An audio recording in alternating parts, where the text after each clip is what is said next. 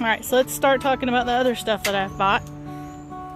I probably should have dispersed these tags before I started the video, whatever. I am not a professional YouTuber. Alright, so I went to Walmart the other day. This is a separate plant thing that I bought. Some bulbs. I've always wanted to try to grow dahlias. Dahlias are some of the most beautiful flowers you will ever see in your life. I've never grown them before, so we're going to try. These are obviously cheap Walmart bulbs. $5 for 3 bulbs. This is dinner plate dahlias, which in hindsight I probably should have bought some of the smaller ones when I was looking up dahlias after I bought them. These dahlias, the dinner plate ones, apparently are the biggest ones you can grow. And the flowers themselves are called dinner plate dahlias because they literally are the size of dinner plates, the flowers themselves. And the plants can get gigantic. And I was reading that like you have to stake them sometimes, like you have to stake a tomato plant and like put cages around them, and they can get really unruly, the plants themselves. So we'll see. These bulbs are really pretty healthy, which is unusual for Walmart.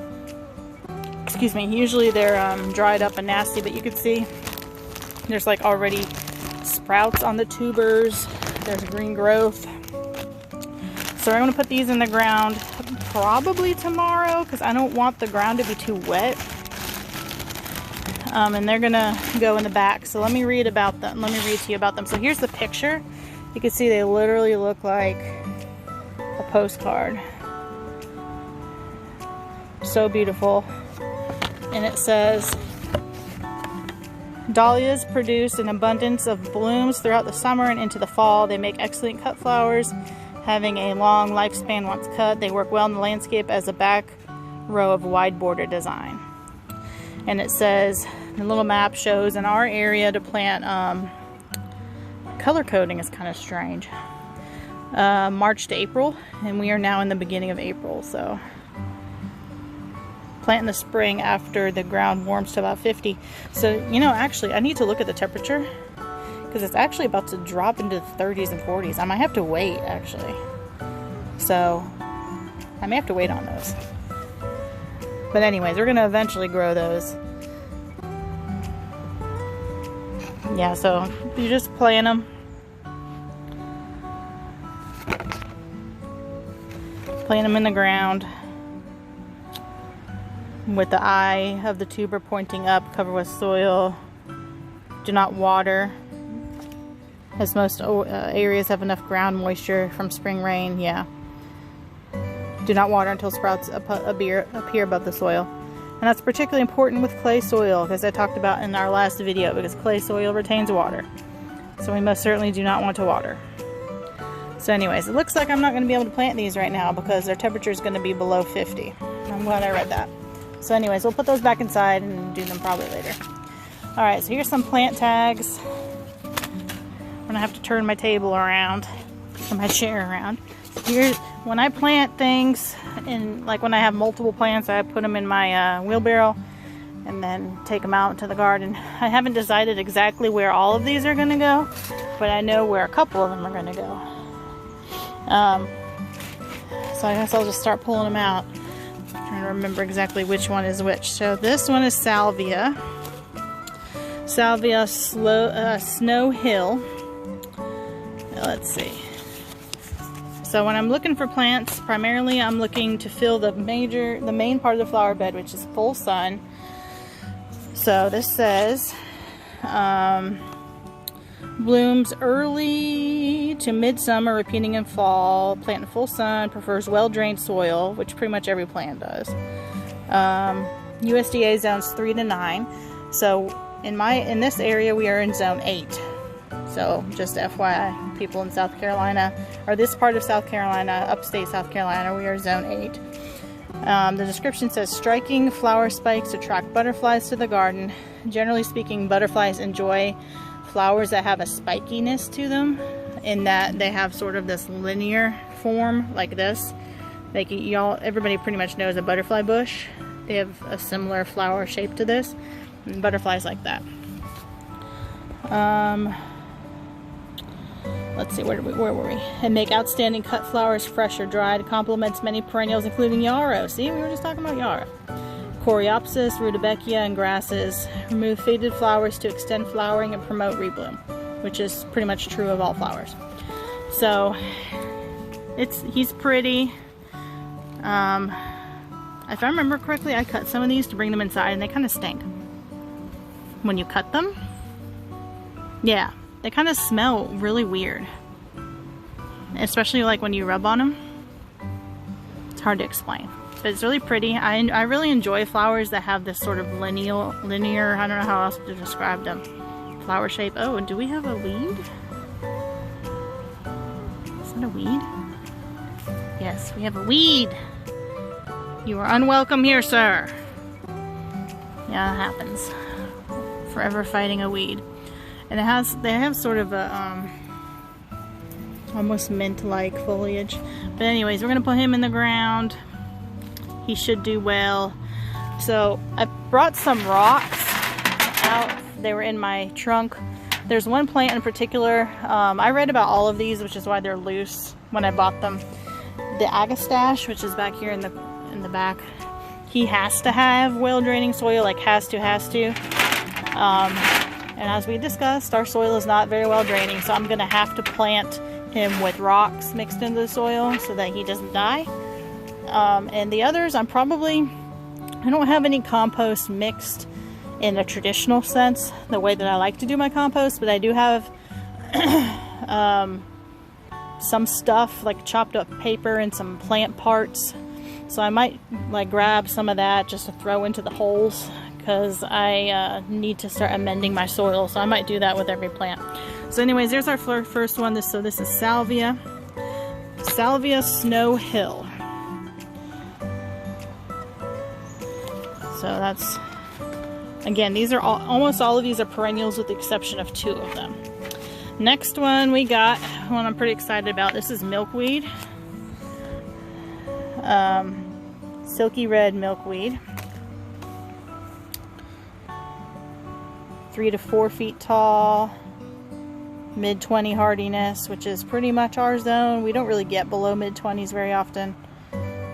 Full sun to light shade, moderate moisture. It doesn't really tell you a whole lot about this, but I can tell you a little bit that I know, which is that milkweed is very important to grow. If you are in the market, I guess, I don't know what I'm trying to say, but if you are interested in trying to attract butterflies, particularly monarch butterflies, which monarch butterflies are on the decline in the world because milkweed is the only host plant for monarch butterfly eggs. This is the only plant that they reproduce on for whatever reason. There are, I think, maybe like 4 species of milkweed with obviously different cultivars and types within it, but this is one of them. The flowers are really pretty. These are not open right now, but when they do open, you know, they look like that, the red and orange. He's drought tolerant as well, if I remember correctly. Some of the milkweed like a lot of moisture. This one doesn't. I don't plant much of anything in my garden that likes a lot of moisture. I can't get my phone to focus much, but you see he's got a lot of blooms coming, blooms starting on all these different parts. And then we got some kind of weed in here. I don't know, I was just looking at this. I don't know what this is, but it looks like it's starting to get a yellow seed on it. I'll probably throw it away because I don't know what it is. Alright, then we got this. I'm really excited about this. This is Gaura. And do I have a tag for him? I have 2 agastache tags. What the hell? Oh yes, I do have a tag for him. Okay, so this is Gaura, red Gaura. Now, I have a white Gaura, which I'll show you whenever we have everything planted. I have a white Gaura in the garden right now that I got on sale. None of these I got on sale, by the way. So I told you earlier that almost everything I have in my garden I bought on sale, but I treated myself the other day and got all of this, and none of it was on sale, except those marigolds I showed you. So I think I'm going to plant him near the other Gaura, so it's a little bit like a little display. But Gaura is also called windflower because look at it in the wind. I'll give a second of it. It just kind of dances in the wind because the flowers are so light. It's beautiful. The flowers are very delicate. Beautiful plant. I believe this is also a drought tolerant plant. It gets really tall, very wildflower looking to me. I'm really excited about this plant. So, let's read what it says. Summer, full sun. Oh, that's interesting. It says adapts well to dry or moist. I thought it was going to get taller than that. It grows 10 to 16 inches tall. Okay. USDA zones 5 to 9. We're in zone 8 again. A stunning display of vibrant blooms. Short branching flower stalks cover compact mounds of dark foliage. Attracts butterflies and hummingbirds. Provides a sea of color at garden's edge. And is fantastic in containers. Tolerates drought, heat, and humidity. Yeah, pretty much flower. It attracts did it say hummingbirds? Yeah, hummingbirds like pink and reds. And hummingbirds also like funnel-shaped flowers. So flowers that have like a somewhere for them to put their little beak. So yeah, I mean, that makes sense. And they also like red and pink flowers. I don't remember if I said that or not. And they also like little filaments like these. I think they like those little stamens or whatever. Alright, so yeah, it's got the pink. Oh, it's so pretty. I'm excited about that. Alright, then we got some, this is called Candy Tuft. And he's really wet. What is that? Weed. Alright, so Candy Tuft. It's really pretty. Let me see if I can find. Just look at that little flower. It's almost shamrocky, sort of. And the form of it. It lost a lot of its blooms in the rain. Candy Tuft Purity. They're pretty much always white.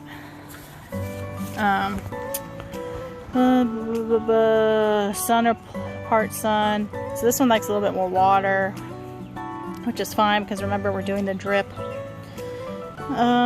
Zones 5 to 9. Brilliant white lacy flowers are born in masses above needle-like evergreen foliage, so that's important.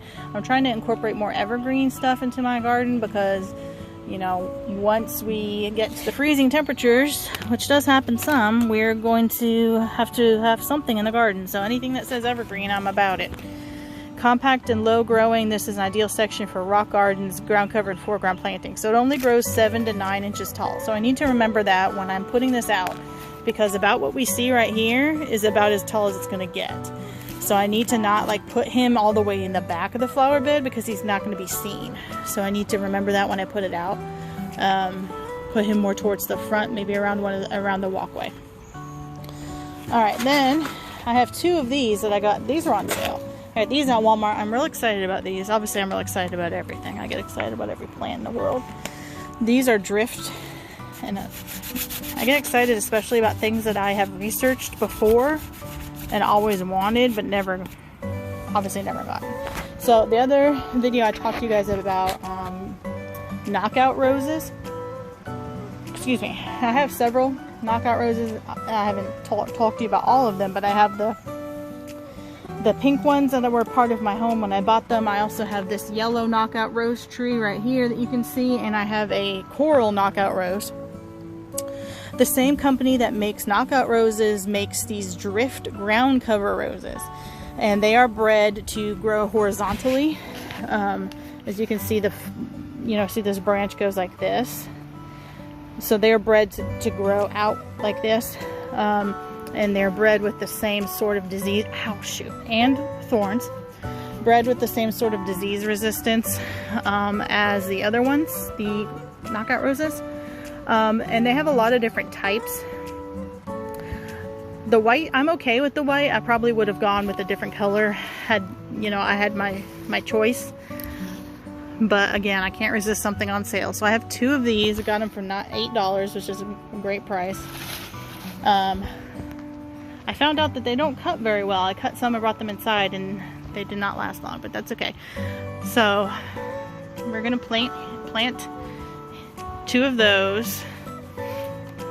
I think they actually end up getting pretty big. They were on sale. I don't know why. They're covered in buds and have a bunch of new growth on them. But I have another one back there. And we have some doves over here, you guys. Oh, so there they go. You can probably hear them. What else? I might need to start taking some of this out. Alright, so in addition to blanket flower, my second other favorite flower are pansies and violas, which are in the same family. And I didn't know until recently. I always thought pansies and violas were annuals, but there are perennial violas. So when I found that out, I was really excited. And then when I found some at the store, I was really, really excited. So I got some perennial violas at the store the other day. And then upon doing research, I found out that unfortunately perennial violas can be invasive. Invasive meaning, you know, obviously exactly what the word means.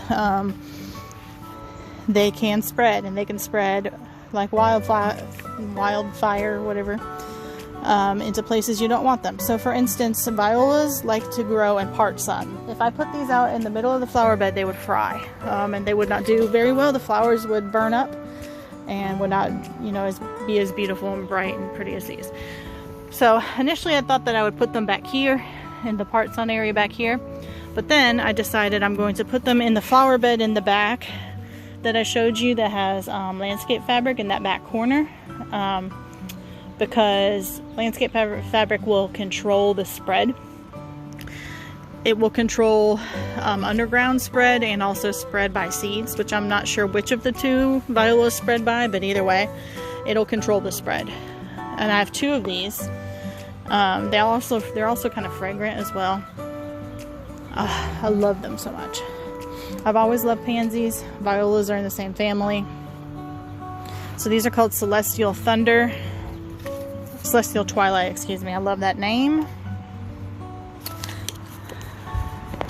So this says sun or partial sun, which again, sometimes you can't always trust what you read on a plant tag to be 100% accurate. Like for instance, the agastache doesn't really tell you how important it is to put it in dry soil. And then when I was reading about it, like every single website was like, do not put in clay soil, it will die. So like always research a little bit more than what you read on your plant tags.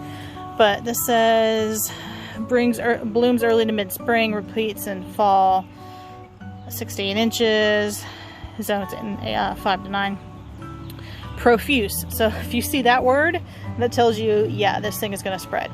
Lightly fragrant flowers carpet the early season garden. Attractive cut flower. I don't know how you would cut this. I guess maybe if you wanted to cut right here. I've never cut a viola before. Attractive cut flower and beautiful at garden's edge and rock gardens. Small scale ground cover for blooms in cold, cool weather. Yep. So that's what we're going to do. We're going to put him in the back of that flower bed. Then we have this, which I don't have a plant tag for, but this is a columbine. I've never grown one of these before. I have some pictures of it before the rainstorm because it lost all of its blooms in the rainstorm. But he needs part sun too, so I think I'm going to put him up against the back. But this is seriously probably one of the most beautiful flowers I've ever seen in my life. I think the cultivar was called Iron and Wine, or Wine and Cream, or Wine something or other. It's got a ton of buds on it. Some seeds probably coming right here. But anyways, it's a beautiful flower. Foliage is pretty.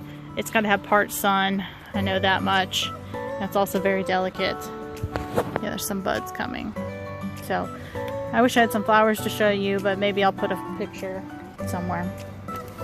We got agastache. I'm not going to pull him out. He's right here. It's not very impressive right now. It's only foliage, but this is the plant itself. I don't know why I have two tags. Agastache lavender. That does tell you prefers well drained. Remember, this is the one I told you I'm going to have to put rocks in the soil. Tall spikes of long-lasting flowers, fragrant bushy foliage, attracts butterflies, hummingbirds, and bees. Again, with the tall, spiky foliage, flowers, butterflies like that. Perfect for the herb or cottage garden, used in seasonal containers, sweet potato vines, heat and drought tolerant. Zone 6 to 10, so this one's a little bit less cold hardy, so it would not be good in colder parts of the country. Okay, and then arguably what I'm possibly the most excited about, I have under here. Now, one of my biggest garden inspirations, YouTube inspirations, is a channel called Garden Answer. And the star, I guess, of that channel, her name is Laura. She lives in Eastern Oregon. So when you think of Oregon, you think about Portland. That's Western Oregon. She lives on Eastern Oregon, which is closer to like Idaho. So her climate is like, she calls it desert, high desert. But anyways, so she works with this company called Proven Winners a lot, which I'm sure y'all have seen this if you go to Lowe's or Home Depot. But I have only ever bought Proven Winners once or twice, and only ever on sale, because Proven Winners plants are expensive. And the reason they're expensive is because they breed all of their own plants, I think, for the most part, and like they do, like they breed for, you know, disease resistance, and they make their own custom plants, and it's like, it's a whole thing. She gets all her stuff sent to her for free pretty much for promotion and stuff. So she talks a lot about these plants and rants and raves, and then of course shows them doing so well in her garden. So when I told you I had that plant haul, and I was like, I'm going to treat myself. So I bought these full price, which they're only like, yeah, $5, which it's like $5 is not a big deal, but it is to me because I don't buy annuals, especially. I don't buy annuals unless they're on sale. So anyways, so these are super petunias, which are petunias, which everybody knows petunias, but these are special petunias in that they are bred to go freaking nuts, basically. They are bred to, you were supposed to be able to put these in the ground or in a container and give them water and sun, and they're supposed to go freaking nuts for you and just bloom like crazy and spread like crazy and do really well. So this is Super Petunia Bordeaux. Here's what the bloom looks like. It is absolutely beautiful. Pale purple with you know, dark purple veins. And then this one is a Vista in the Vista category, which is different than this one. Vista is meant for more like landscape use, in that it's supposed to spread even more than this one and go even crazier. So you can see it kind of wants to branch even more than the other one. So this is like a solid bright magenta. So these are going to go like right in the front of the flower beds, where I can see them from the house. She's the one who also recommends this expensive fertilizer that I've put in every single thing I've put in the ground, called Biotone. It's a starter fertilizer that has like this special stuff in it, mycorrhiza. It's like a special fungus that, it's all organic. It's a special fungus that helps roots grow. And I swear that this is why all my plants are doing well, because Laura does this on every plant she plants, and her garden is freaking amazing. So we're gonna do that today, of course. But anyways, we're gonna put these in the ground, and I'll keep you up to date. I am so excited to grow these. I'm glad I finally caved and bought some. They're gonna be beautiful, I'm sure. I might have to spray them a few times, because apparently sometimes petunias get some bug damage. I've grown petunias maybe once or twice, but traditional petunias, they get kind of leggy and stuff. In fact, I might even trim some of this just to get it in the ground. Like I might trim some of this extra stuff off that's already kind of bloomed out. I don't know. I've done a lot of rambling in this video, but that's the plant haul. So that's everything we have. So all of that's going to go in the ground, with the exception of the dahlias over there, which I think is too early for them. So we're going to get started. I do have to go pick up my CSA today before they close. They close at 4, I think. It's like 1 o'clock now, so we'll get started. I got my sunscreen on, I got my hat, got my water. I turn my music on, and then when we get stuff in the ground, I will show you what we did.